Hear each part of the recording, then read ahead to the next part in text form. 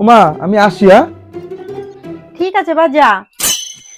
শোনো, দাঁড়াও একটু, আমিও যাব তোমার সঙ্গে। কেন? তুমি কেন যাবে? মা, এই এমবিএ এর অ্যাডমিশন করাতে যাব। তোমার না বিয়ে হয়ে গেছে, তুমি এখন পড়াশোনা করে কি করবে? তোমার নিজের সংসার হয়েছে, তোমার নিজের সংসার সামলাও তুমি।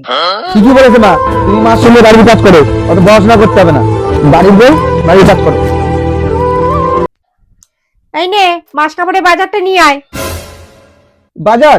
এই বাজার বাজার আমি করতে পারবো না, এমনি অফিসের কাজের অনেক চাপ, তার মধ্যে এই বাজার টাজার এসব আমার দ্বারা হবে না।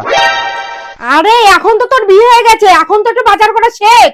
ধুর, আগে যদি জানতাম সংসারের এত চাপ তাহলে আমি বিয়েই করতাম না। শুধু তোমাকে মাসের বাজারটাই আনতে বলেছে, তাতেই তুমি এত রেগে যাচ্ছ? তাহলে ভাবো মেয়েদের জীবনটা কেমন। আমাদের স্বপ্ন, ঘর বাড়ি, পরিবার পুরো ছেড়ে চলে আসতে হয়, এমনকি আমাদের জীবনটা পুরো পাল্টে যায়।